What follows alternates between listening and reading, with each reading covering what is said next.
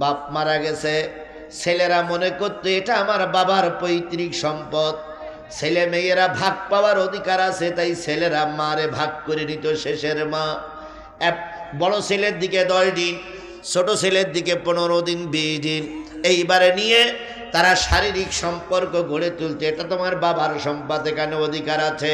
বলুন তো এইটা কি ভালো কাজ না অকাজ? সেই অকাজের মেলা চলতো কাবায় নবী আসার আগে।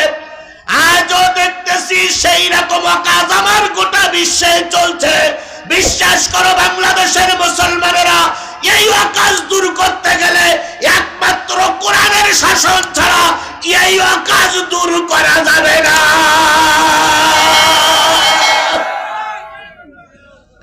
তার জ্বলন্ত প্রমাণ ঢাকা বিশ্ববিদ্যালয়ে ছেলেরা দেখেছে না দেখেনি? ঢাকা বিশ্ববিদ্যালয় শিবিরের প্যানেল জয় করার আগে নারীদের কোনো সতীত্ব সেখানে ছিল না। মদ অহরহ পাওয়া যেত। যেই না ইসলামী দলের যুবকেরা ঢাকা বিশ্ববিদ্যালয় রাজশাহী বিশ্ববিদ্যালয়ে চলে গেল, সেইখান থেকে ওখান সেই তারপর থেকে এই পর্যন্ত প্রায় 99% অকাম কুকাম বন্ধ হয়ে গেছে। কিসের জোরে? আরো জোরে বলেন। ছাত্র সংগঠন যদি কোরআন অনুসরণ করে, ঢাকার বিশ্ববিদ্যালয় থেকে যদি ওয়াকাজ দূর করতে পারে, বাংলার মুসলমানেরা শোনো, আগামীতে যদি আমরা কোরআন দিয়ে দেশ চালাতে পারি, আমার দেশে কোনো আকাম কুকাম চলবে না।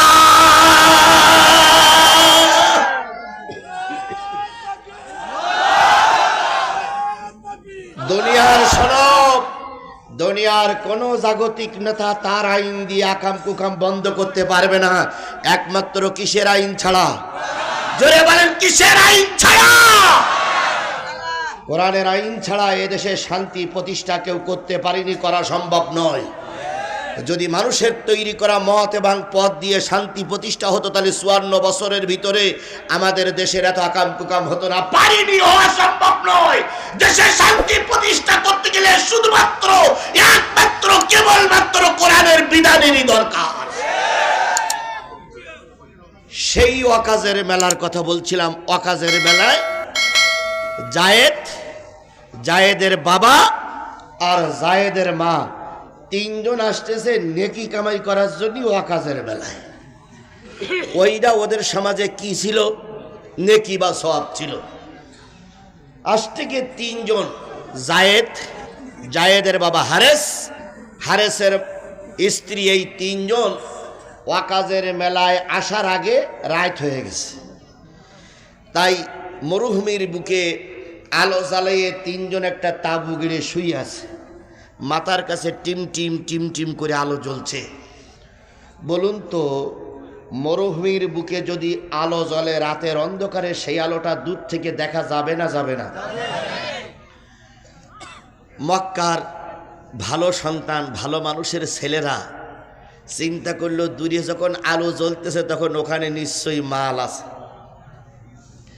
চলে গেল সোনার ছেলেরা, বাবার মাকে বন্দি করে ছোট্ট 15 বছরের ছেলে জায়েদকে কিডন্যাপ করলো।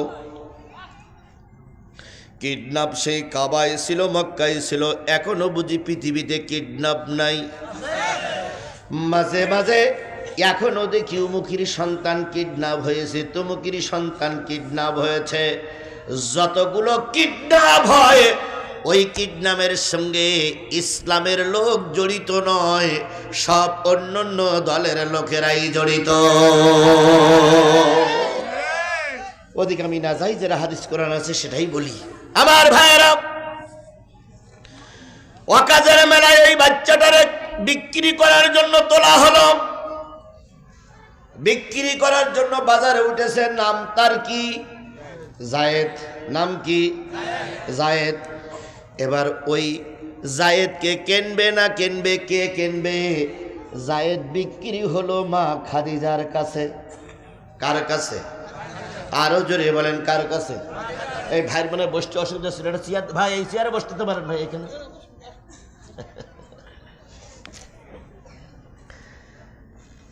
বিক্রি হলো খাদিজার কাছে।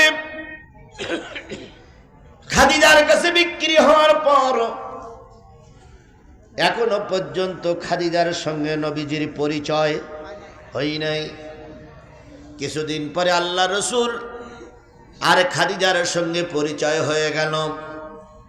খাদিজা রাদিয়াল্লাহু তাআলা আনহা বিয়ের বাসর রাত্রিতে বললেন, ও আব্দুল্লাহর বেটা মোহাম্মদ, দেবার মতন কিছু নাই, শুধু তোমার খেদমতের জন্য যায়েদ নামক একজন মদিনার যুবককে তোমার কাছে দিয়ে দিলাম। নবীর ঘরে লালিত পালিত হচ্ছে, নবীর সঙ্গে থাকে খাদিজা আর যায়েদ। 40 বছর পরে আল্লাহ নবী যখন নবুয়ত পাইলেন, এতদিন পর্যন্ত যারা নবীকে প্রশংসা করতেন, আজকে তারা সবাই নবীর শত্রু হয়ে গেছে। কথা কি বোঝেন আপনারা? যারা নবীকে বলতো আলামিন, নবীকে বলতো সাদিক, তারা আজকে নবীকে বলতেছে দেশদ্রোহী। কারণ তিনি কার দাওয়াত দিচ্ছেন? জোরে বলেন, কার দাওয়াত দিচ্ছেন? আজকে দুঃখ লাগে, এতদিন পর্যন্ত আমরা মিলেমিশে ছিলাম, কেউ কারোর বিরুদ্ধে ফতোয়া দেয়নি। যেই না কোরআনের রাজ প্রতিষ্ঠা করার জন্য চেষ্টা করছি, সেই আমাদের ভিতর থেকে এক দল আর এক দলের পিছনে লেগে গেছে। এতদিন কোনো দোষ ছিল না। কি ছিল না? এখন যেই না কোরআন প্রতিষ্ঠার কথা বলবেন, সেই একদল লোকের কাছে আপনি দোষী হবেন না? হবেন না? এরকম লোক কি আমাদের বাংলাদেশে আছে? কথায় বলে, সাথে থাকলে সঙ্গী, না থাকলে জঙ্গি। সাথে থাকলে কি আর না থাকলে? যে ৭১-এর পক্ষে কথা বলে, যে মুক্তিযুদ্ধের পক্ষে দালালি করে, আলেম ওলামাদের জেলে যেতে হয়েছে। মুক্তিযুদ্ধ মুক্তিযুদ্ধ ৭১ বলে আলেমদেরকে ফাঁসির কাস্টে ঝুলতে হয়েছে। আজও সেই ৭১কে সামনে নিয়ে একদল রাস্তায় নেমেছে। কথা বলেন, কথা বলেন, কথা বলেন। এই ৭১-এর পক্ষে, ৭২-এর পক্ষে, ৭৩-এর পক্ষে দালালি করার কারণে শেখ হাসিনার পালাইতে হয়েছে। কথা বলেন, কথা বলেন, কথা বলেন। যখন কোটা আন্দোলন চলছিল, তখন শেখ হাসিনা রহমাতুল্লাহ আলাইহি উনি বলেছিলেন, যারা কোটা আন্দোলনের পক্ষে আন্দোলন করছে, এরা সব রাজাকারের বাচ্চা। কিসের বাচ্চা? এই কথাটা বলল রাত ৮টা-৯টার সময়। কথাটা 12টার ভিতরে গোটা বাংলাদেশে ছড়িয়ে পড়ল। ঢাকা বিশ্ববিদ্যালয় সহ সকল বিশ্ববিদ্যালয় থেকে একটাই স্লোগান, তুমি কে আমি কে, তুমি কে আমি কে। কে বলেছে? কে বলেছে? এই স্লোগানকে ঠেকানোর জন্য শেখ হাসিনা গুলির অর্ডার দিল। যত ছেলেরা রাস্তায় নেমেছে, তার চাইতে বেশি ছেলেরা, যত ছেলেরা রাস্তায় মরেছে, তার চাইতে বেশি ছেলেরা রাস্তায় নেমেছে। শেষ পর্যন্ত এদের দমন করতে না পেরে কুকুরের মতন তার দলের নেতাদেরকে রাস্তায় রেখে কুকুরের মতন পালিয়ে যেতে বাধ্য হলো। সেই ৭১ বলতে গিয়ে শেখ হাসিনা পালাইছে। আবারও যদি আপনারা সেই যুদ্ধ অপরাধী নিয়ে সামনে আসেন, ওই যুদ্ধ অপরাধী শুনিয়ে ভারতকে যদি সন্তুষ্ট করার জন্য সামনে নিয়ে আসেন, আগেরটা যে রাস্তায় গেছে, আপনাদেরও জনগণ পাছায় লাথি দিয়ে সেই রাস্তায় পার করবে।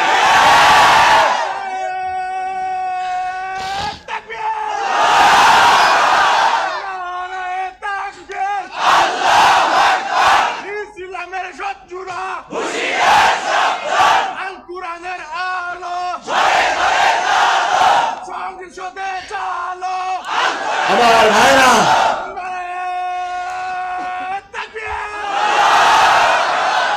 স্লোগান যা হবে কোরআন হাদিসের পক্ষে, কোন দলের বিপক্ষে স্লোগান হবে না। কারণ এখানে যারা মঞ্চে আছে সব জামাতের ভাই, সব বিএনপির ভাই। ডাইন হাতে পেরেক ফুটলে যেমন বাম হাতে ব্যথা লাগে, বাম হাতের আঙুল কাটা গেলে ডাইন হাতে ব্যথা লাগে। বিএনপির ভাইরা, জামাতের ভাইরা একসঙ্গে আন্দোলন করেছি না আমরা? বিএনপির ভাইয়ের যদি পায়ে কাটা ফুটে, সে ব্যথাটা আমার অন্তরে লাগা স্বাভাবিক। কারণ আমার যতগুলো মামলা, সর্ব মামলায় আসামি হলো সর্বশেষ সবচেয়ে ছোট মামলার আসামি হলাম ৪৫ জন, আর সর্বোচ্চ মামলার আসামি হলো ১৯৯ জন। তা যতগুলো মামলা হয়েছে, যতগুলো আসামি, তার ভিতরে অর্ধেকের বেশি বিএনপি আর অর্ধেক জামাত। তাহলে মামলা খাওয়া দুই পার্টি। কথা বলেন, কথা বলেন। এই জন্য কোন পার্টির বিরুদ্ধে স্লোগান নয়, স্লোগান হবে আল কোরআনের পক্ষে, আল কোরআনের বিপক্ষে। কথা বলেন, ঠিক না ঠিক? কোন দলের পক্ষে বিপক্ষে আমরা স্লোগান দেব না, কারণ সবাই আমরা ভাই ভাই। সবাই আমরা কি? জোরে বলেন, সবাই আমরা কি? যদি টুকু সাহেব পাশ করে স্যালুট, আলহামদুলিল্লাহ। যদি আমার প্রিয় ভাই জাহিদ সাহেব পাশ করে ডবল স্যালুট। আমরা কারোর পক্ষেও নয়, বিপক্ষেও নয়, আমরা সবাই কিসের পক্ষে? আল্লাহ আমাদের বোঝার তৌফিক দিক। আর একটু জোরে বলেন আমিন। তবে অবশ্যই আমরা আওয়ামী লীগের বিপক্ষে, তবে সব আওয়ামী লীগের বিপক্ষে নয়। যারা দেশের মাল খেয়ে চলে গেছে তাদের বিপক্ষে, যারা মিথ্যা মামলা দিয়ে পালাইছে তাদের বিপক্ষে। কথা বলেন, ঠিক না ঠিক? সাধারণ যারা কর্মী ভাই আছেন তারা আমাদের ভাই।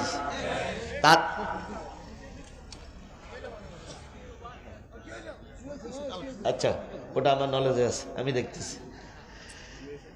আল্লাহ আমাদের সাধারণ যারা আওয়ামী লীগ তাদের বিরুদ্ধে আমাদের কোনো অভিযোগ নাই, কারণ ওরা তো কিছু বুঝতো না। ওরা এমনি এমনি